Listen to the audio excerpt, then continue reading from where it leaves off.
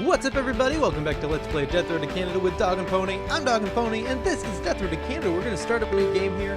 I want to do one of the new modes we've unlocked. I've read about each of the two of them. They're basically the same thing as familiar characters and rare characters mode, but if you look at the new ones, it says, this is combined with the amount of zombies set to 160%. Can the unique characters you find survive gigantic walls of undead? Bandits are more cruel, so it's basically just a combination of rare characters mode and deadlier road mode, which I already knew. I just never read the entire description.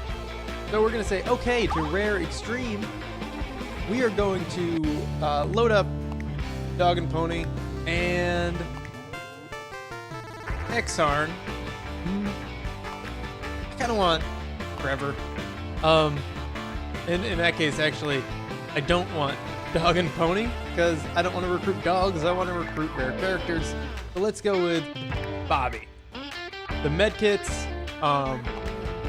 plus the better car from the start, plus what's the last one? The last one is, oh, he gets, he's just good at repairing things. Okay, yeah, let's start. So I actually started a different game, recorded the entire episode, and then decided to scrap it. I'll tell you why in a second. Fire and explosives can damage your own characters, so watch out. Fire is especially dangerous. Hit the road. All right, so I started playing Long Winding Road mode for this episode, for today's episode, and it was so riddled with bugs. It was crazy. We're gonna go to this Walmart. Moderate, sluggish, near noon. I think I encountered 2 or 3 different bugs, that all of which were like really weird ones. One of them was I went to a apartment with a help banner, and the character they didn't die. They got in the car with us, but they counted as having died, and I was just really frustrated by it. So I didn't. So much weird stuff was happening. I didn't upload the episode. And then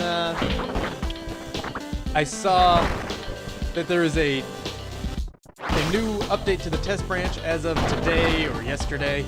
And, yesterday. Yeah. So, I'm recording this one day of. And I recorded that one yesterday, and then shortly afterward there was an update. So I saw that the exact bug I had got fixed, and I was just like, you know what? Let's scrap this. So I deleted that recording, and I'm making a new one here. And I decided not to do Long Winding Road mode. It just, I suddenly had an urge to not do that. Also, we just unlocked these modes. Why not do it? If you didn't see the last episode, go back and watch it. It was probably a good one. It was a little short, but I think it was nice. Nice victory for us.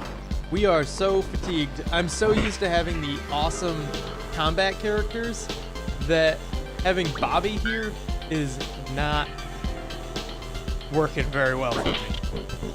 I'm going to open all these toilets. I forgot to check our toilet progress. We made a little bit in the last episode. Well, we made a little bit in the scrapped episode. I think it was maybe 2 toilets that we opened.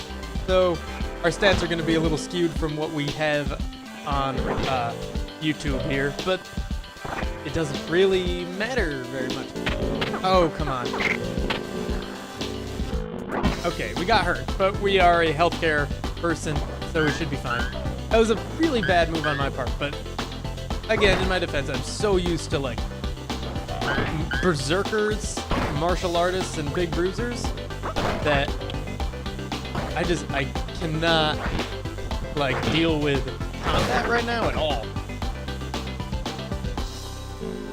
Though technically this is also basically deadlier road mode. Maybe we should switch everyone back to martial artists, or just always start with martial artists, leave our familiar faces alone, and just do random rolls until we get a martial artist berserker.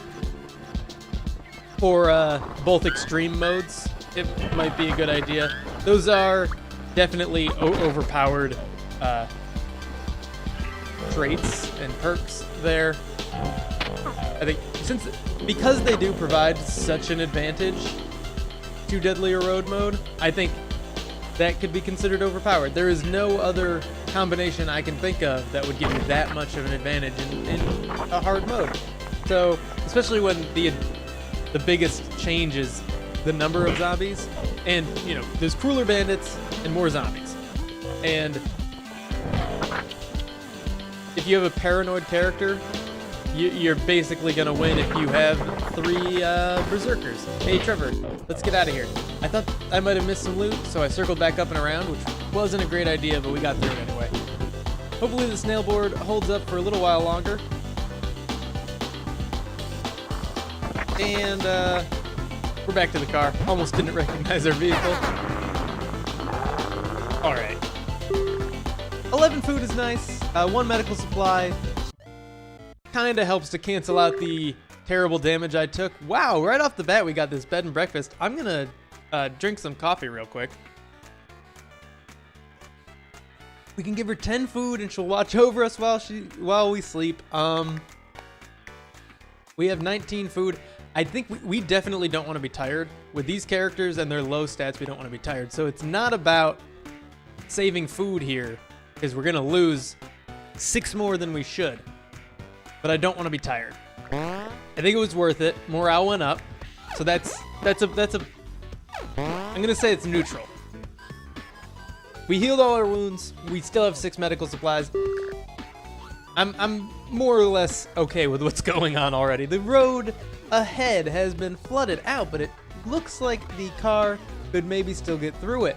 The group decides to actually wait. Let's jump it. I'm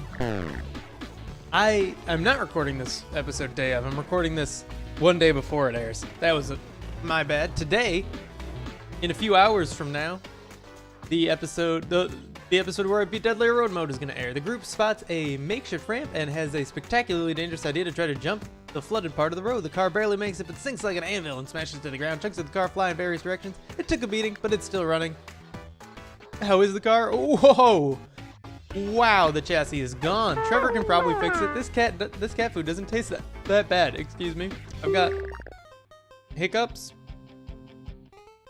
Hopefully it was just one. Ever get like a rogue hiccup? The group drives into a city as it starts to get dark. Try not to lose track of time. Things can get bad after the sun sets. We got a mild and sluggish swarm. We're gonna go to the camp supplies shop. We're gonna go to the police state. Camp supply shop.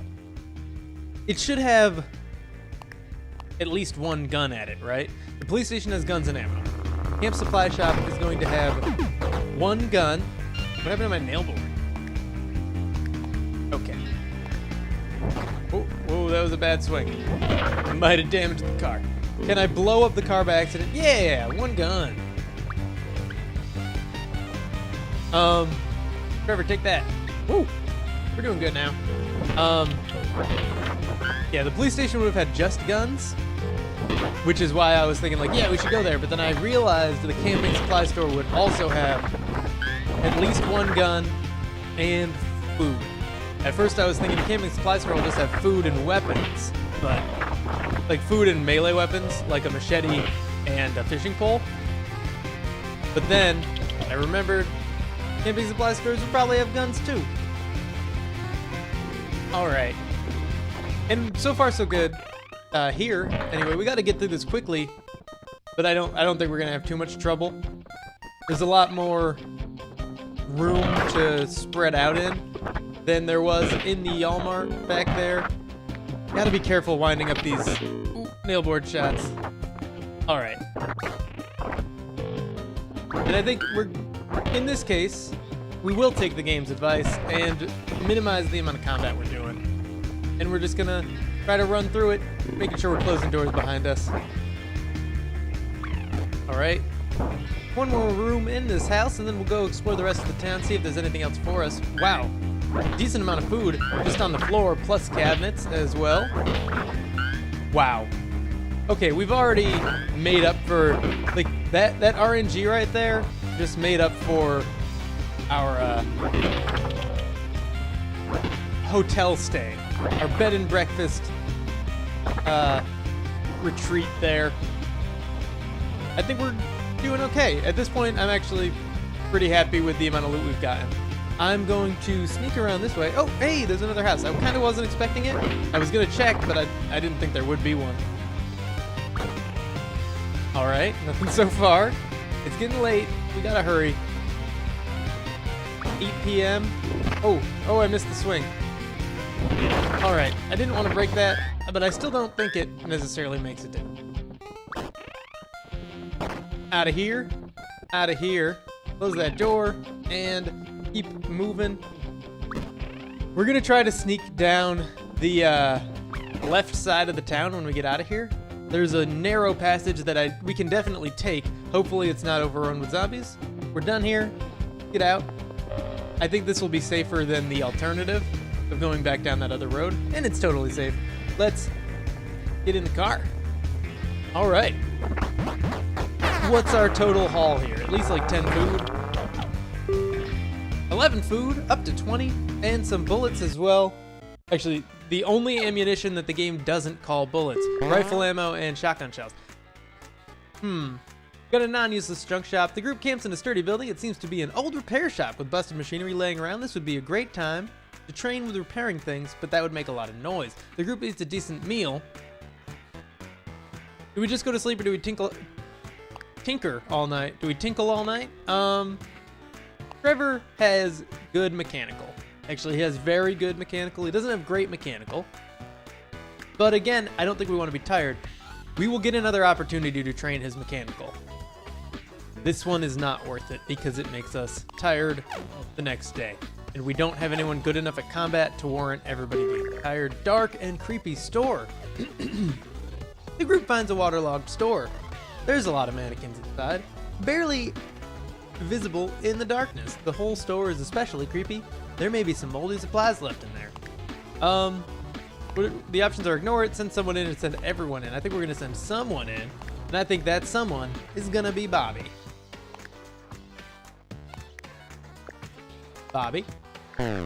Bobby enters the dark and creepy store. She loses her calm and runs out of there, claiming there was no loot. Her composure is revealed and her morale goes down. Luckily, we could afford that morale hit. Doesn't really impact us too much. Who cares if you're tired? Just keep swinging your weapon at all times. Trading on the Death Road, first trader camp of the game. We're gonna go ahead and visit it and hope for some free stuff. All right, we've got an axe merchant, a witch, and something else down below that I didn't quite see. One food. Hey, get out of our house. Hey, leave me alone. I'm trying to do something with my life. What are you doing here? This is a mechanic savant. We can get mechanical training from this person, or we can just leave because we don't want to spend 6 of our food to train Trevor to max mechanical. It's just not worth it. Axe merchant, electric guitar, fire axe, or hatchet. Well, obviously we're not buying a hatchet. Fire axe, I don't think anybody's good enough to warrant that. No one's good enough at swinging weapons to spend food on weapons. We'll just wait until we get a rare character that comes with their own great weapons. You know what I mean? You're disturbing this witch from doing witch activities. You can bother me once, and only once. I'm busy with my witch activities. You have 16 food left. Keep quiet for now. Witch's broom for 5, or a black cat for 13. We won't be able to feed ourselves tonight if we buy the cat. But maybe it's worth it. I think we just want to leave room in our party for rare characters. Keep quiet for now and leave. I'm so used to leaving trader camps by telling people to cool it. That's what we've been doing for so long now that I can't fathom leaving a trader camp by getting into the car. The group spies a hitchhiker. He's wearing a hockey mask and standing still alongside the road. That you like. Staring off at nothing in particular. In one hand, he has a chainsaw, in the other, a machete. As the car gets closer, the hitchhiker turns his head slightly to gaze right at the group. We're gonna stop for him. Whatever. I hit a button that apparently does not work for doing this. Question mark, opens the car door. We'll call him Mason, and he sits down saying nothing. Looks like you have a new friend. Mason's strength is revealed, his fitness is revealed, and he joins the team. Finally, we have somebody to do combat. His morale is low. We hope to boost that soon. Stuck in a ditch. The car gets stuck in the ditch near a crappy dirt road. The group is close to getting a car out when a roaming horde draws near. Now they must distract the zombies from getting too close. It's only a 0.7 hour long siege. We're going to be just fine. We're going to make Mason here our leader. He's got a machete and a chainsaw, neither of which we can take from him. All right. I hope he came with his own gasoline for the chainsaw as well. Oh, Bobby. Team smashing, fighting. Do not waste our precious shotgun ammunition, young Bobby. I know that your specialty is in healthcare and not combat, but make better choices. Jeez. Okay, there are flaming zombies due to that flaming car over there. That's making it really hard. The car and the zombies are making it really hard for me to get out of this dangerous area. Mason here is on fire, taking damage. I don't know how to put myself out. I don't think it was possible to actually put myself out. I just had to wait. The siege is over. We cannot try to escape. There's nothing here for us. Let's just get out. It won't let me. It won't let me get out. All right. Yes, let's hit the road. That corner wasn't working.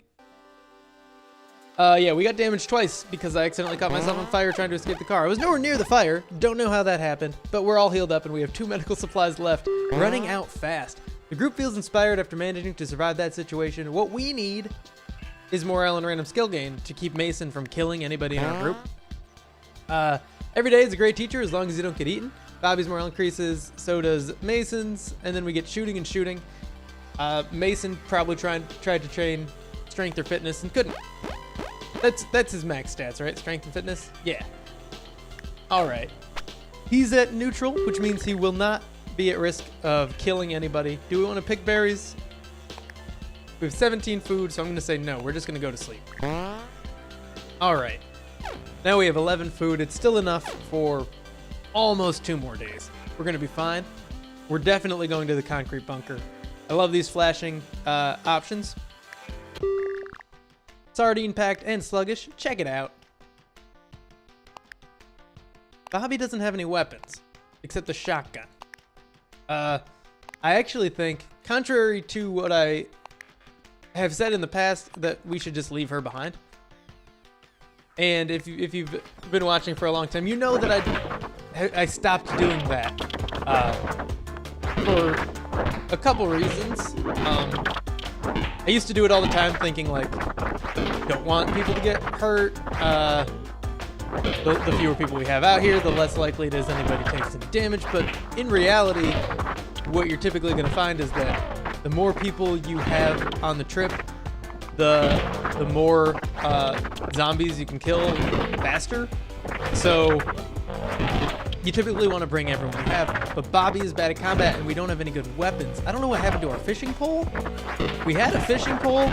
I picked it up, I know I did, and it's just not there. So maybe I dropped it by accident and picked something else up in its place. I didn't intend to. She might have broken it in the last encounter. I don't know. We don't have any weapons for her, and she's definitely not going to be good with her fists, and I don't want her using the shotgun yet. We want to kill zombies. Since we kill them faster than they spawn, we want to whittle them down to a pretty small amount before going into the bunker so we're not totally overwhelmed when we leave. But at the same time, we got to stop soon because it's going to be really late by the time we leave, and that's even more dangerous. We'll leave that one because I missed him. Close that door. They'll probably break it down if they can find us, which they might not be able to maneuver their way around that wall. I think that's why that wall is there, just to make it so you can't get too ambushed in that area. Mason's excellent combat abilities are really what prompted me to not bring Bobby. I think he'll be able to do most of the work, and then Trevor will pick up what he misses.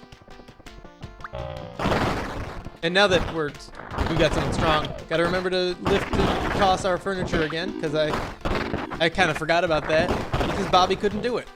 It was just like chairs, and it was helpful, but not super. So we're good here. Let's keep looting. So far we haven't found anything, but finally in this room we got some junk. Excellent. On our way out, I think I'm going to be using Mason's chainsaw.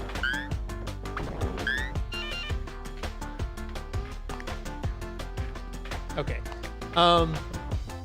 Yeah. That'll probably be our safest bet. I'll at least have it and be ready to use it, and then if it looks like we're going to be safe, I'll probably switch back to the machete. But my guess is we are going to need it. We're going to need to cut through as many zombies as we can as quickly as we can. Like, obviously we don't want to take any damage because we're running real low on medical supplies, but even just to survive, we might need to use the chainsaw. I need to conserve gasoline, but I think we're going to get some here. We haven't yet. The 50 gas is what we came with in the chainsaw, so we definitely haven't picked up any additional gasoline. Wow, I was really expecting these zombies to come out faster. But now it's safe to come in, so that's fine. This is a big bunker. I mean, they're usually pretty big, but I feel like this one's larger than any I've seen before. One more chair here to throw. Oh, and there's a bunch of beds. I'm glad, because I thought these beds were more zombies. Wow, that bed hit one zombie, knocked it over, and then snapped in half. I hope no one was planning on sleeping on that, because it wouldn't have worked very well. All right, one more bed. There we go. Took out the zombies. There's the hatchet that Trevor should pick up. Okay, I can't pick it up, so I gotta switch to Trevor first.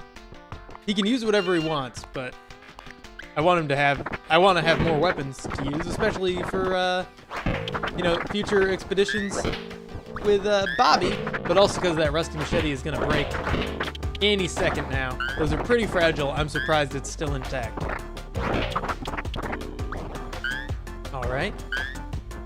I don't expect this to go very fast. I expect it to actually last at least another, like, 2 hours. We're going to be here at least until 10 p.m. Hours of game time. Snub-nosed pistol or this gun here? The gun, obviously. Trevor, pick it up. And I think also the snub-nosed pistol, because the rusty machete is going to break any second. We definitely want to have the better guns instead of the crappy machete that's going to break any second. Ooh, how do we choose that, though? Mason doesn't have a third slot and he can't pick anything else up. We're going to have no melee weapons if we pick up the auto shotgun. So I'm going to drop the snub nose in favor of the hatchet. We have a shotgun in the car, but the auto shotgun's better. Switch back to Mason here and keep moving. The better choice. No, I think that's the best choice. The only reason taking the pistol over the shotgun might be better is because then we'd have a gun of each type. I don't think we have a pistol in the car, and I don't think we have a rifle in the car, but we do have a pistol, or we do have a shotgun in the car. So now we're gonna have 2 shotguns, and we're not gonna be able to use ammo from all of the different types. But I still think it's the better option, just because we got the auto shotgun is